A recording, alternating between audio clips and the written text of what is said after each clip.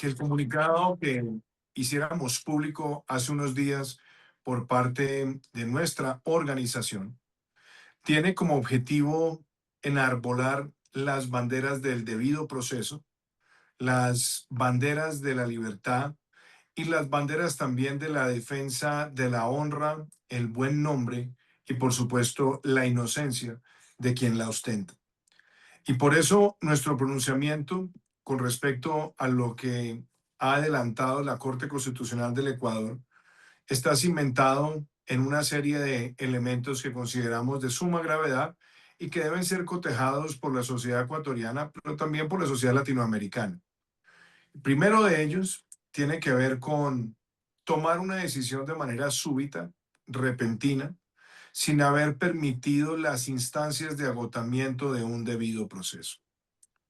Segundo, no haber permitido que el expresidente Yamil Maguad ejerciera su papel de defensa, expresando sus posiciones y sus argumentos.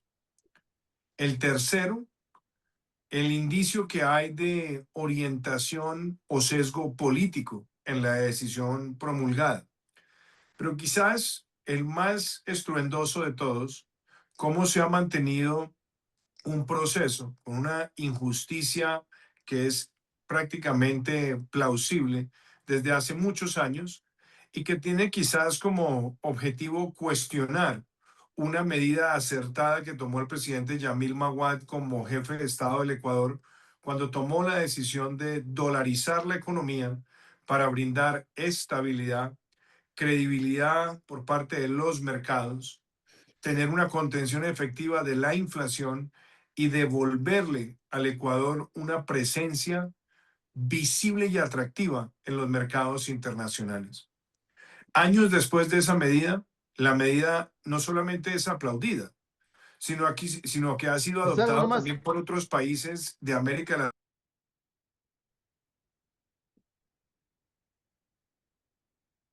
Se cortó el micrófono, Iván.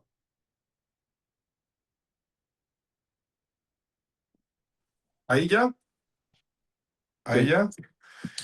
Señalaba que el presidente Milei ha destacado esa medida, inclusive la propuso en campaña. Y hemos visto países de África y países de Centroamérica que también han aplaudido esa medida e inclusive hay analistas que hablan de esa medida como una opción posible para Venezuela en los meses y años por venir. Pero además, si lo miramos desde el punto de vista de los resultados para el Ecuador, la dolarización no solamente creó confianza, estabilizó la macroeconomía y ha permitido también que el Ecuador siga teniendo un proceso de expansión, de crecimiento y de reducción de la pobreza y expansión de la clase media. Entonces, queremos señalar, y así lo hemos extendido desde nuestro pronunciamiento, que no dejaremos de levantar nuestra voz y también de agotar instancias que sean necesarias en el sistema interamericano, porque consideramos que es un pronunciamiento injusto, con sesgo político y vulnerando esencialmente muchos de los principios contemplados en la Carta de San José en lo que tiene que ver con la conducción y ejercicio del debido proceso. En ese sentido nos pronunciamos, en ese sentido reiteramos nuestra voz y nos complace estar acompañando en esta rueda de prensa a un amigo, a un colega y a una persona que ha ejercido el poder con honestidad, con dignidad y buscando siempre el mejor servicio para su país, como es el caso del presidente Maguad. Concluyo ahí y le cedo la palabra al expresidente Jorge Tuto Quiroga. Gracias al presidente Duque, querido Iván, gracias presidente Maguad, querido Yamil, a Benjamín, a Andrea, a los amigos de la prensa congregados acá. Estoy en Cochabamba, Bolivia. Hay actividades de comicios municipales y regionales por acá, pero las interrumpo para participar en esta conferencia y tocar tres temas. Uno, la persona; dos, el legado; tres, la injusticia flagrante que se está perpetrando en contra de él. Uno, la persona. Yamil Maguad es un amigo de hace mucho, mucho tiempo.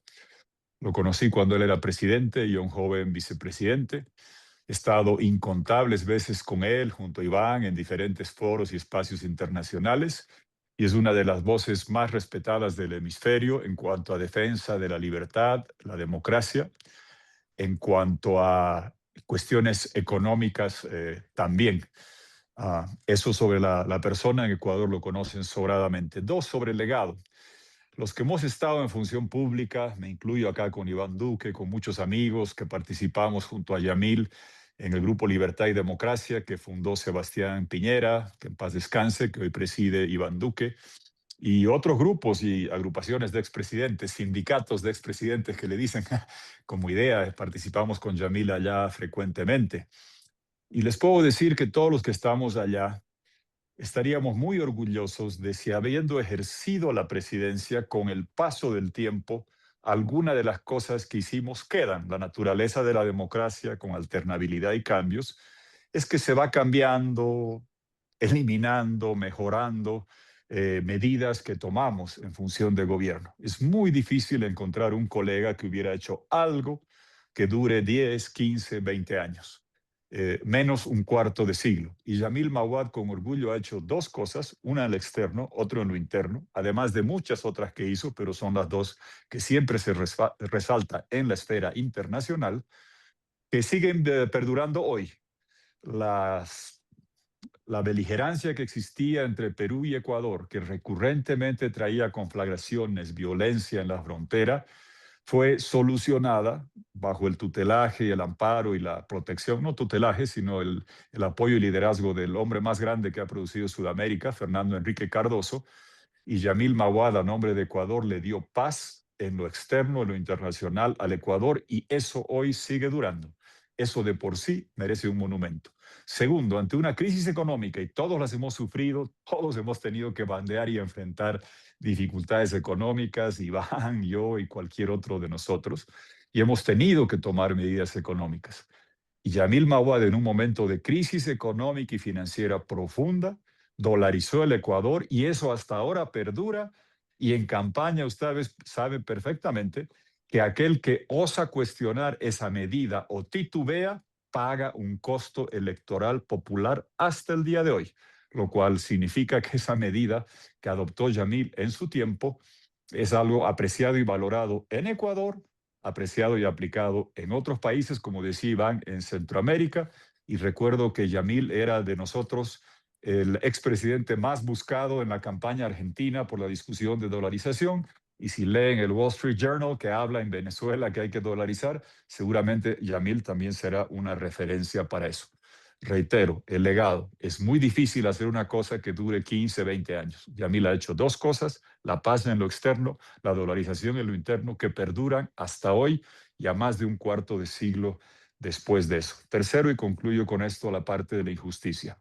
Yo he sido víctima de juicios y persecución. He tenido derecho a defenderme, he tenido derecho a expresar mi palabra, a hacer lo que en Bolivia se dice defensa material, y tener ante Evo Morales, un tirano sátrapa abusivo, pero tuve los derechos para defenderme y aquí sigo. El haber sentenciado a Yamil sin haber sido escuchado con algo que es una medida de política económica que hemos visto que se ha aplicado en varios países. Yo no he visto a nadie que hubieran metido preso en Grecia el 2013 o el 2014 cuando hubo un congelamiento bancario, ni en Argentina el 2001 o 2002 cuando hubo un congelamiento de retiro de depósitos, ni en Chipre, ni en Líbano, ni en Bolivia hoy. En Bolivia hoy hay un corralito, producto de lo que hicieron Evo Morales y Arce.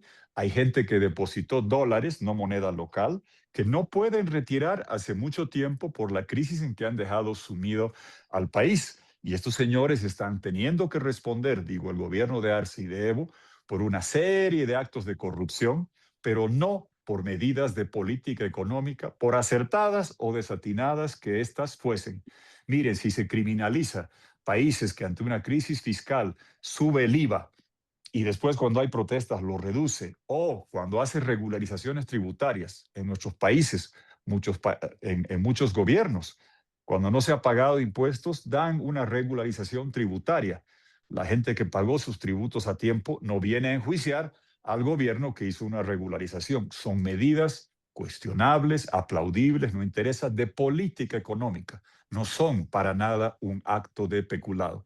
Y me parece una crueldad sin límite a una persona muy respetada en el concierto internacional y profundamente admirada, que ha estado fuera de su país más de un cuarto de siglo, por haber hecho algo que hasta el día de hoy sigue vigente y en campaña nadie osa tocar, que se lo criminalice y se lo siga persiguiendo de esta manera tan atroz y feroz. Concluyo con lo siguiente. A mí me duele ver a los amigos, líderes políticos que no han sido presidentes, exiliados de Venezuela en otras partes del mundo. Y con Iván, con Yamil, los vemos en Miami, los vemos en Bogotá, los vemos en Madrid. Y duele ver que estén lejos de su patria por persecución de una dictadura pura, dura, criminal y delincuencial. En el caso de Yamil es doloroso que una persona que no fue un mero dirigente político, que fue un presidente cuyo legado hasta hoy perdura, esté sujeto a esta crueldad familiar y personal de pasar más de un cuarto de siglo fuera de su país por este acto de injusticia, y por ello seguiremos, como hemos alzado nuestra voz con este comunicado, alzándola donde sea necesario. No vamos a pedir que le hagan un monumento por la paz con Perú ni por la dolarización. Eso lo decidirán los ecuatorianos, pero por lo menos sí, por amor a Dios, háganle justicia. Muchas Gracias. gracias por la intervención al expresidente Quiroga. Y damos paso a continuación al expresidente Yamil Maguad Wit. Muchas gracias Andrea, Benjamín. Especiales gracias para Iván, para Tuto, por su presencia esta mañana y por sus palabras. Recibir un respaldo tan frontal, abierto, puntual, como han constituido las cartas firmadas por los expresidentes con relación a mi caso, me llenan de orgullo, me levantan mucho el ánimo, y a ellos quiero expresarles toda mi gratitud por este gesto de solidaridad. Hay dos organizaciones representadas en esos 30 presidentes.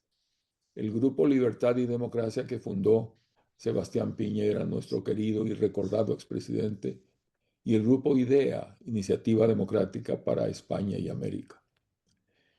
Ellos no solamente me respaldan, no solamente se solidarizan, no solamente me desean que me vaya bien en el futuro en esta lucha legal que hay que continuar, sino que están dispuestos a acompañarme, están dispuestos a hacerle seguimiento a este proceso, especialmente en el campo internacional. Y eso, por supuesto, me llega mucho en lo intelectual, en lo emocional, y muchísimas gracias por todo eso. Gracias por considerar que mi caso, que sin duda es individual y sin duda tiene que ver con el Ecuador, se ha convertido en una especie de símbolo de una injusticia internacional, que puede ser un ejemplo de qué pasa cuando en un país se utiliza a la función judicial para perseguir políticamente a alguien. La decisión de la Corte Constitucional, ya tanto Iván como Tuto lo han resumido, es una decisión de un organismo politizado cuya mayoría está controlada por elementos de izquierda que siguen consignas que ignoran la Constitución y la ley. Malo es el destino de un país que haya puesto en esas manos la justicia constitucional. Y porque siguen consignas y porque votan ideológicamente, producen una sentencia como la que yo recibí, no basado en la ley, sino ignorando la ley, basado en sus preferencias politiqueras. La sentencia es ilegítima por 3 razones. Primero, por quienes votan. Votan jueces que deberían haberse excusado de participar, porque han escrito libros, porque han expresado opiniones contrarias a la dolarización, que como lo han dicho Tuto e Iván, no solamente que en el Ecuador es apoyada por más del 90% de la gente, sino que internacionalmente se considera una medida acertada y a lo mejor la seguirán otros países. Bueno, sobre eso han escrito libros y han apoyado las tesis de esos libros quienes ahora han participado en mi juicio. El primer derecho de una persona es que lo juzguen jueces imparciales, y ellos estaban totalmente parcializados desde el principio. Un segundo juez que vota, el llamado juez de la CONAIE, cuando presentó sus papeles para que la Corte Constitucional para ser calificado como juez de la Corte Constitucional, señaló que fue el asesor de la CONAIE cuando, en los días en que yo sufrí un golpe de Estado, rompieron la Constitución, se tomaron el Congreso, el asesor en esa época de la CONAIE y ahora es un juez imparcial en mi caso. Es absurdo, es imposible. Y sin esos dos jueces no tenían mayoría para la sentencia que produjeron. De tal manera que la sentencia es ilegítima primero por quienes votan, segundo por el proceso que siguen. Nosotros recusamos a uno de los jueces, se guardaron la recusación, no le dieron trámite, pedí que me escucharan en una audiencia pública, decía Iván, el derecho de cualquier persona, no un expresidente, cualquier persona, es ser escuchado por sus jueces, un elemental derecho humano del debido proceso. Entre noviembre y diciembre dieron 9 audiencias para escuchar a las personas interesadas en una causa. Llegaron a dar una audiencia para analizar el cierre de un centro nocturno en un cantón del Ecuador. Y a mi petición me la negaron, con una línea diciendo que no la consideraban necesaria o apropiada. Y siguen concediendo audiencias. Entonces hay un principio jurídico básico, el principio de igualdad ante la ley. Si otros ciudadanos tuvieron derecho a eso, ¿por qué no yo? Tercero, los casos importantes constan en el orden del día que va a discutir la Corte Constitucional.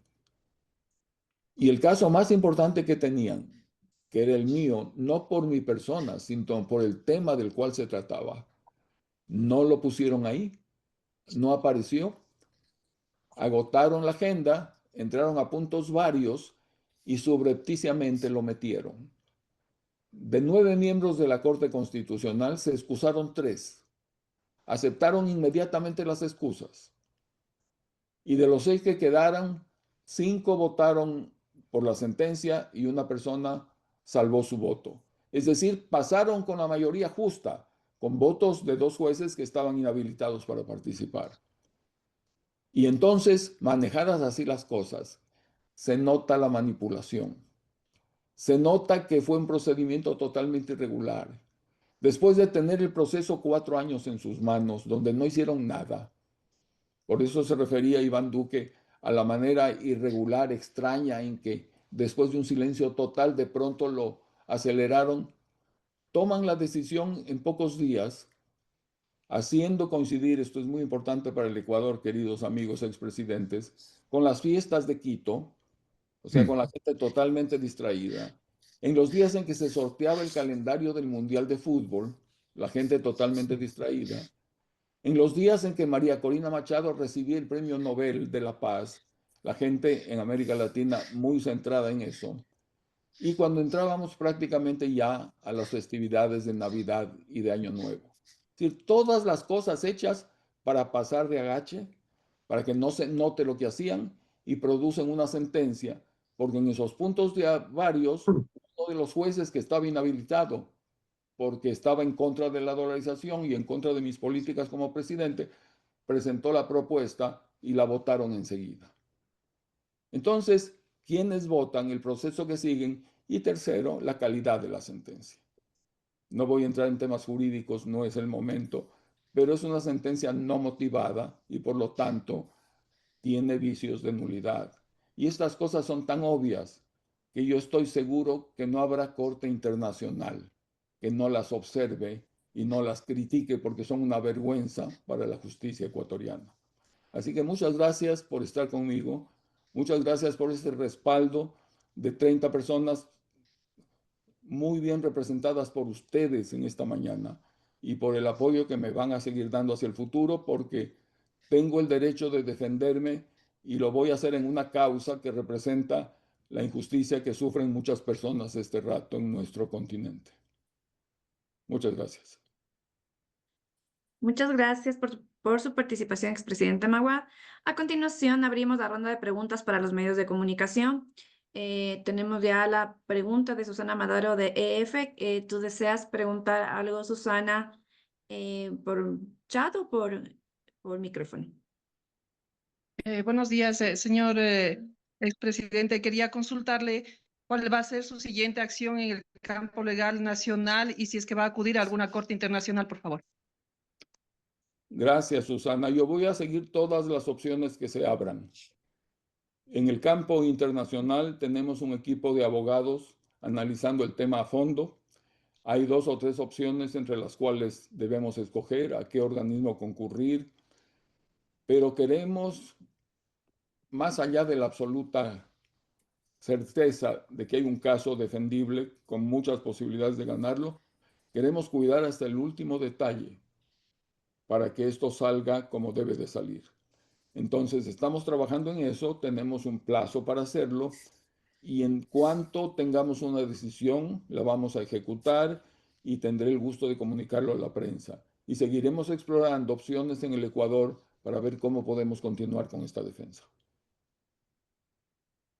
Gracias. Si tenemos más preguntas de los medios de comunicación, les invitamos a que levanten la mano para escucharlos. Sí. Por favor, tenemos una pregunta de Belén Merizalde de Teleamazonas. Nos pregunta, ¿cuál sería el plazo para acudir a cortes internacionales? El plazo corre desde la última decisión, es aproximadamente de 6 meses, entonces no hay ningún apuro. Y queremos, repito, hacer las cosas sumamente bien y las vamos a hacer así. Vicente también tiene una pregunta. Sí, Puedes tomar buenos la palabra. días. Sí, buenos días. Yo quería preguntarle al exmandatario 3 cosas que dijo y quería que ahonde un poco más ahí.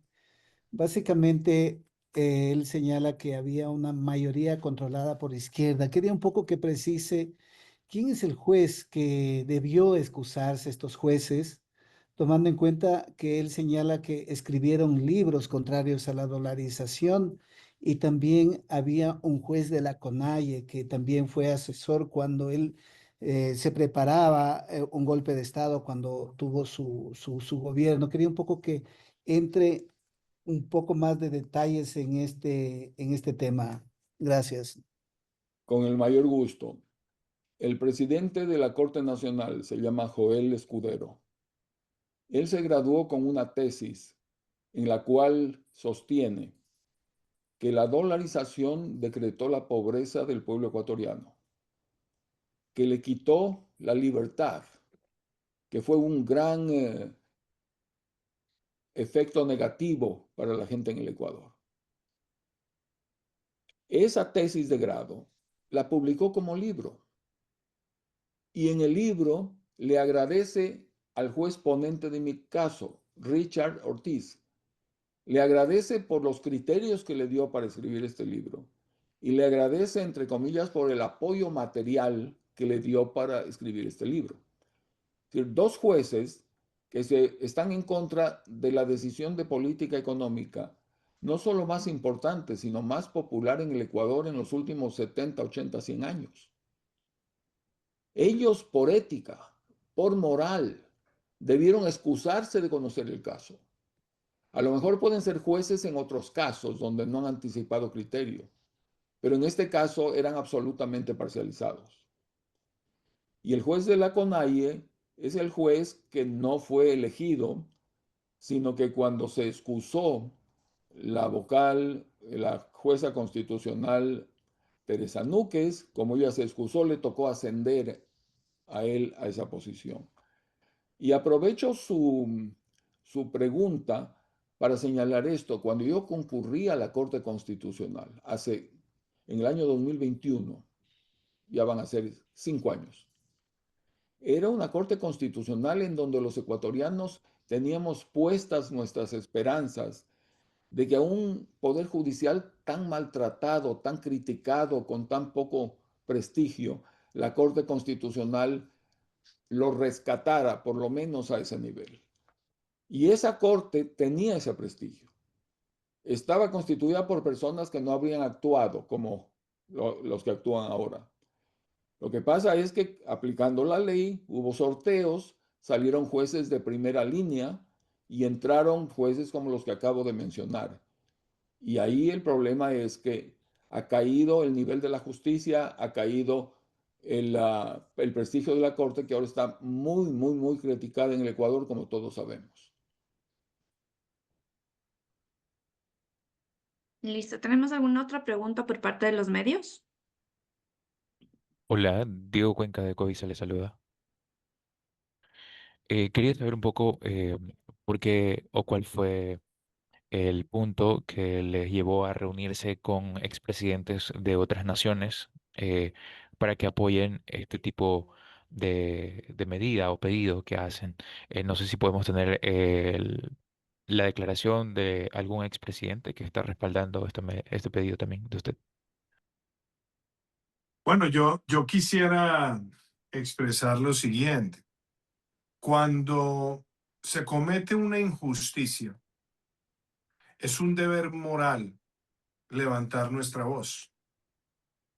Como decía el célebre escritor Albert Camus, cuando los derechos de alguien son violados, los derechos de todos están en peligro.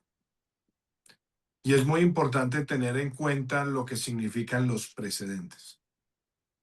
Este caso, que está lleno de arbitrariedades, que está lleno de sesgos, de prejuicios, de conflictos de interés, como lo acaba de describir elocuentemente el presidente Maguad, puede convertirse en un grave precedente en todo el continente.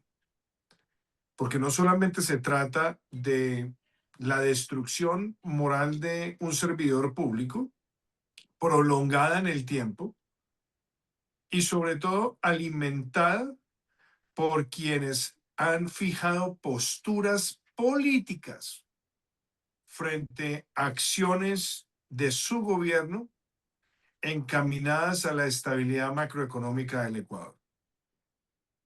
Entonces, ver lo que sucedió a finales del año pasado cuando se produce un fallo o una declaración y que esa situación ocurre sin escuchar a quien está siendo atacado y controvertido y que además vulnera los principios del Pacto de San José, acompañado de no haber presentado ningún impedimento por parte de quienes tenían de manera prejuiciada contraargumentos en contra de la dolarización y haberlo hecho en tiempos de trastienda, cuando no hay capacidad de reacción mediática ni comunicacional. Todo eso denota una situación de maledicencia que pone en tela de juicio la credibilidad de un órgano del Poder Judicial. Por lo tanto, eso también debe llamar la atención como presente en el continente. Y desde luego, tanto en el Grupo Libertad y Democracia como en el Grupo IDEA, y eso lo transmitirá el presidente Quiroga, estamos prestos a acompañar al presidente Maguad en todas las acciones que decida interponer ante el sistema interamericano. Lo podemos también promover desde distintos puntos de vista.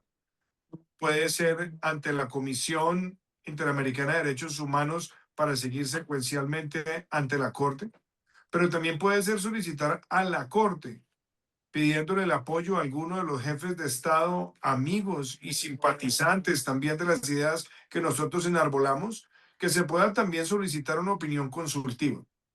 Porque claramente en el caso del presidente Maguad se han violado de manera flagrante principios esenciales de una debida defensa. Y que si esto ocurre con quien ha sido el primer magistrado de una nación, ¿qué se puede esperar de la forma en la que se conduzca la justicia frente al ciudadano más vulnerable? Ese es nuestro compromiso y por eso estamos acá, elevando nuestra voz, nuestro criterio. Y como lo dije en alguna ocasión, los fallos de la justicia seguramente siempre tendrán que agotarse en las instancias correspondientes y respetarse en función de las instancias procesales. pero las fallas de la justicia. Y mucho más cuando te están comprometiendo los pilares de credibilidad de una sociedad en la independencia del Poder Judicial, no vamos nunca ni a bajar el tono ni a esconder nuestra voz para ser oportunos. Y en el caso particular del presidente Maguad, de un servidor público honesto, transparente, que ha entregado su vida a la función pública y también a la función docente y académica, y que recibió un país en una situación de crisis profunda y que tomó una de las decisiones más aplaudidas para la estabilidad macroeconómica de su país y que le ha permitido salir adelante, nosotros no vamos jamás a escondernos. Por el contrario, aquí no hay una solicitud del presidente Maguad para nosotros para que nos pronunciemos. Aquí lo que hay es una actitud solidaria nuestra frente a una injusticia que se ha cometido contra el presidente Maguad. Él no necesita pedir nuestro respaldo lo tiene, porque no solamente reconocemos su condición como servidor y como persona, sino que reconocemos también la entrega que dio al costo político más alto de tomar decisiones impopulares para las próximas generaciones. Y cierro diciendo esto para describir a Yamil Maguad. Winston Churchill decía que la diferencia entre un político y un estadista es que el político está pensando en la próxima elección y el estadista está pensando en la próxima generación. Las decisiones que tomó Yamil Maguad, la historia las han reconocido porque fueron pensadas para una nueva generación y hoy el pueblo ecuatoriano goza los beneficios de estabilidad macroeconómica que brindó esa medida que ahora quiere ser atacada y cuestionada con un agravio moral y ético y judicial frente a un verdadero defensor de la democracia. Muchas gracias. Muchas gracias, presidente Duque. Damos paso al No sé si el presidente Quiroga Quiroga. quisiera agregar ahí. Sí, ajá. Así es, gracias. Gracias Andrea, amigas, amigos.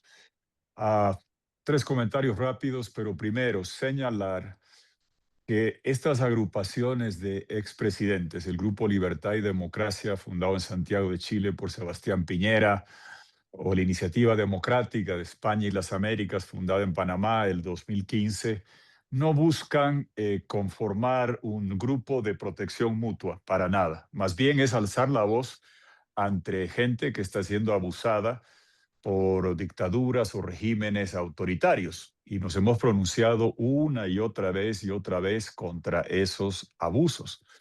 Recientemente, contra el hecho de que el yerno de Edmundo González, presidente electo de Venezuela por 37 puntos, sigue preso y su familia torturada. Y lo hemos hecho una y otra vez ante varios actos de injusticia. Alguna vez lo hemos hecho por algún colega, como recuerda Iván bien, cuando estaba siendo sañudamente perseguido el histórico presidente de Colombia, don Álvaro Uribe, porque la defensa debe ir a todos los niveles, a dirigentes de la sociedad civil, a periodistas, a cualquiera perseguido, o también cuando un exmandatario, como ha sucedido y como se ha visto en este caso, está siendo perseguido.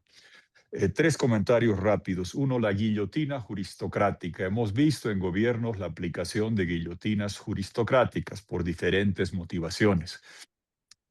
Si no hay una justicia con imparcialidad, objetividad, publicidad en sus actos y que te rechaza el derecho a ser escuchado, se los digo por experiencia, soy ingeniero, pero de tanto juicio que me han hecho me he vuelto pseudo penalista o abogado penalista. Si no hay objetividad, imparcialidad, publicidad y poder ser escuchado, se ha violado todos los cánones internacionales del sistema interamericano y de Naciones Unidas han sido violados. Y como tan elocuentemente lo ha explicado Yamil, aquí pasó eso. Yo les digo un ejemplo, bajo Evo Morales, que era un dictador abusivo, cuando su fiscal general, que había sido constituyente de Evo Morales, que había sido magistrado supremo interino en la en el máximo órgano judicial, y que desde allí aprobó que me enjuicien, llegó a la Fiscalía General, claramente no había objetividad, claramente no había parcialidad. Me fui y pedí que se excuse y el fiscal general, Evo Morales, o por miedo o por lo que fuese, se excusó. El ver, no conozco los nombres, pero de gente con manifiesta animadversión hacia lo que hizo Yamil Mawad, hoy valorado por toda la población ecuatoriana. Se sienten como sus juzgadores, claramente viola todos los principios internacionales de imparcialidad, de objetividad, el derecho a ser escuchado, y el cronograma que da el presidente Mawad muestra que fue esto ejecutado entre gallos y medianoche, como diríamos, de forma subrepticia y artera por las fechas en que se hizo. Segundo comentario, el qué se está juzgando. No quisiera aburrirlos con la historia de Argentina, pero conocí a Argentina, yo cuando era un joven viceministro, y allá hicieron la convertibilidad, que con el paso de los años no resistió y terminó en un corralito, y que después trajo desórdenes y ahora está el presidente Milei tratando de seguir corrigiendo esas distorsiones. Pero fue una convertibilidad fallida que llevó a un corralito, que llevó a desequilibrios, a tipos de cambio diferenciados que hasta ahora, casi 37 años, 38 años después, 36 años después, intentan seguir corrigiendo. Lo de Ecuador fue exactamente al revés. Hubo un problema económico financiero y cuando existen los gobernantes debemos tomar decisiones. De repente a alguien no le gusta una privatización o una nacionalización que han hecho y uno puede, si ha habido corrupción o dolo, procesarlas, pero procesar políticas públicas que a uno no le gustan y criminalizarlas es meter un ingrediente ideológico al manejo de la justicia que no cabe ni compete. Para hacer el contraste con Argentina, Ecuador fue al revés. Hubo una crisis económica, dificultades bancarias, como pasó en Argentina, como pasó en Grecia, parcialmente en Portugal, en Chipre, en Líbano, como acaba de suceder en Bolivia. Hubo un corralito, feriado bancario, lo que ustedes le quieran denominar, y que después llevó a la dolarización y que hoy sigue vigente, a diferencia de Argentina, donde el ciclo fue invertido y nadie ha sido procesado ni juzgado en Argentina por políticas que a la larga no funcionaron. En Ecuador sí funcionó y es inaudito que se esté procesando en lugar de reconociendo a quien hizo una política que cambió el manejo económico para siempre, con una enorme valoración y respaldo popular que hoy en las campañas se sigue dando. Y ustedes vieron hasta la última campaña, yo vi el debate, cuando una candidatura tuvo una posición algo ambivalente sobre la dolarización, pagó un costo electoral. Me pregunto por qué, quién hizo esa política, que al que no la defiende paga un costo electoral, hoy día se le sigue cobrando y a más de 25 años un costo judicial. Es una injusticia sin nombre. Y en la parte internacional, concluyo con esto, se los digo por experiencia. Aquí en Bolivia ha habido hechos violentos, ejecuciones extrajudiciales que se produjeron el acto 2009. Yo siempre les decía a todos los jueces, tengan cuidado con el paso del tiempo. Hoy, eso que pasó en Bolivia no le viene al caso, pero sí fue materia de un fallo del sistema interamericano que determinó que hubo ejecuciones extrajudiciales. Y adivinen qué está sucediendo. Los responsables tienen que responder y los jueces que se prestaron a violando convenciones internacionales y legislación son pasibles de pagar los resarcimientos. No lo digo en son de amenaza, estoy describiendo lo que aquí en mi país ha sucedido. Es muy fácil estar en un estamento judicial y porque Evo Morales te dice o porque Maduro te dice perpetrar una injusticia o porque tienes una animadversión manifiesta, como ha explicado Yamil, cometer un acto de injusticia. Pero el paso del tiempo es implacable y les garantizo por conocimiento de causa que Yamil Mawad va a ganar en la justicia internacional, va a tener justicia y va a haber acciones de resarcimiento o repetición, como se llama en Bolivia, contra aquellos que violentaron la justicia. Concluyo, me dicen Tuto, es mi apodo que es parte de mi nombre, pero parafraseando al icónico compañero de Mandela en Sudáfrica, Desmond Tutu, con doble U, no con U y con O como soy yo. Desmond Tutu decía algo que es la razón por la cual hemos alzado nuestra voz una y otra vez ante injusticias en Venezuela, en Cuba, en Nicaragua, donde las hemos visto y la alzamos hoy por Yamil Mawad. ante una situación, estoy parafraseando, no citando, ante una situación de injusticia, el que guarda silencio o permanece neutro está tomando partido por el abusivo, no está siendo neutro. Nosotros jamás vamos a practicar esa clase de neutralidad, de guardar silencio ante una injusticia. Alzamos la voz y acompañaremos a Yamil Mawad donde él necesite ser acompañado para en la esfera internacional que reciba la justicia que se le debió dar en Ecuador y que le fue salvajemente, deleznablemente negada en diciembre del año pasado. Finalmente, ¿nos puede describir, expresidente Maguad, cuáles son las medidas que va a tomar en el ámbito internacional?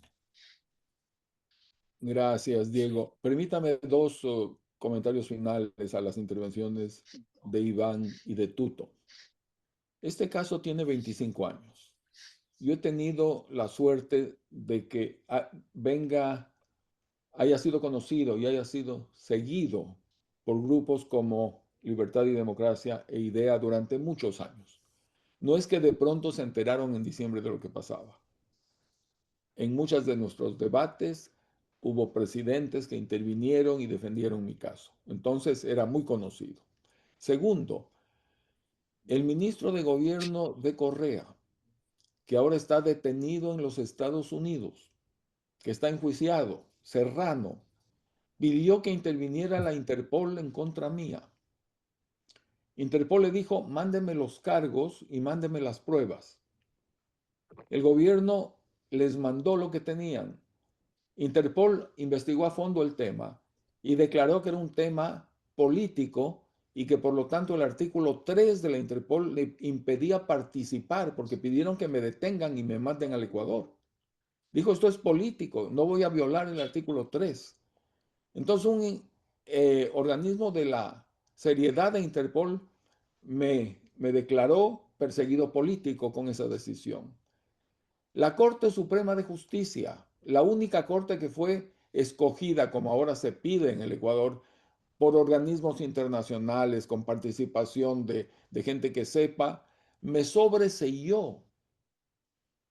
Dijo aquí, no, es una política pública como tanto Iván como tú han insistido, y las políticas públicas pueden ser correctas o no, pero no son delincuenciales, no son delictivas. De lo contrario, no habría presidente que pueda tomar una decisión, porque luego lo acusan de cualquier cosa. Entonces, al no haber delito, no hay delincuente y me sobreseyó. En esos días ganó la presidencia Rafael Correa, que inició su campaña ofreciendo ponerme preso. Había una foto mía detrás de unos barrotes, promesa de campaña electoral. Y luego ustedes saben, mejor o igual que yo, cómo manipuló al Poder Judicial, cómo puso los jueces que él quería, cómo todo el mundo le hacía caso en todo lo que pedía y ordenaba en las sabatinas las sentencias que había que dictarse. Todo eso fue antes de la situación que vivimos ahora, pero la gente lo conoce. Publicamos ese libro, Así dolarizamos al Ecuador, que fue el más vendido en el Ecuador, 1200 páginas explicando paso a paso, día por día, por qué tomamos cada decisión. Es decir, están todos los justificativos ahí. Y por último, hay un principio que nosotros tenemos en los grupos Libertad y Democracia e IDEA. ¿En qué se diferencia lo que decimos nosotros de lo que pueden decir otras personas muy preparadas y muy respetables? Nosotros estuvimos ahí. Nosotros fuimos presidentes. Nosotros tuvimos que enfrentar los problemas sin echarle la culpa a nadie, asumiendo las responsabilidades, jugándonos al tomar decisiones. Y por eso yo valoro tan especialmente este respaldo, porque viene de personas que tienen una capacidad especial, una gran experiencia, un gran conocimiento y la capacidad de mirar el horizonte, no solamente el bache enfrente de ellos. Sobre qué vamos a hacer, ya la resumió muy bien Iván Duque. Esos son los caminos, básicamente, o la OEA o la ONU, y dentro de ellos hay instancias. Sería muy largo empezar a enumerar estas opciones, Entonces, cuando escojamos una y tomemos la decisión, con mucho gusto la explicaré con lujo de detalles. Como ustedes ven, estamos procediendo en este caso con la misma responsabilidad, con el mismo análisis frío, con la misma convicción moral con que tomamos decisiones cuando estábamos en el gobierno. Así fue que decidimos la paz con el Perú, la dolarización, declarar al Yasuní como una reserva intocable. Con ese criterio firmamos el convenio con los Estados Unidos para la utilización de la base ecuatoriana, nunca fue base americana, de Manta para combatir el narcotráfico, que ahora tantas personas lo piden en el Ecuador. Con esa misma decisión instauramos el SRI, empezamos a cobrar impuestos a la gente de más dinero en el Ecuador. Con esa misma lógica estamos analizando ahora la parte judicial para que tenga muy buen resultado. Muchas gracias, expresidente Magua. ¿Tenemos alguna otra pregunta por parte de los periodistas? Creo que no. Entonces, damos por concluida esta rueda de prensa. Sí ¿Sí? quería hacer una pregunta, Andrea, última. Claro que sí. Síguenos. Vicente de Diario Universo. Doctor Magua, solo quería saber si es que está en su radar el pedir también apoyo al presidente Daniel Noboa en su propósito y en esta lucha legal que sigue usted. Yo creo que son ámbitos diferentes. Uno es el presidente de la República, otra cosa es el Poder Judicial. En muchos países existen las posibilidades o de un indulto o de una amnistía. Y en el Ecuador se aplicaron. A todos los que me dieron el golpe de Estado los amnistiaron. Vea usted. Pero la Constitución, desde el año 98, prohíbe el indulto y prohíbe la amnistía. Con lo cual, esas opciones que muchos compañeros presidentes tienen en sus países, en el Ecuador no se aplican. Y por eso me he mantenido exclusivamente en el campo judicial y de ninguna manera he hecho ninguna gestión con el Poder Ejecutivo, con ningún presidente de la República que ha estado en funciones. Gracias. Gracias. ¿Tenemos otra pregunta por parte de los periodistas?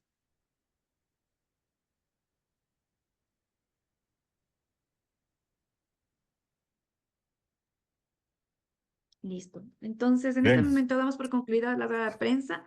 Agradecemos la participación de los ex jefes de Estado y de igual manera agradecemos a los medios de comunicación por su presencia y por este interés en un tema de relevancia democrática y jurídica del país.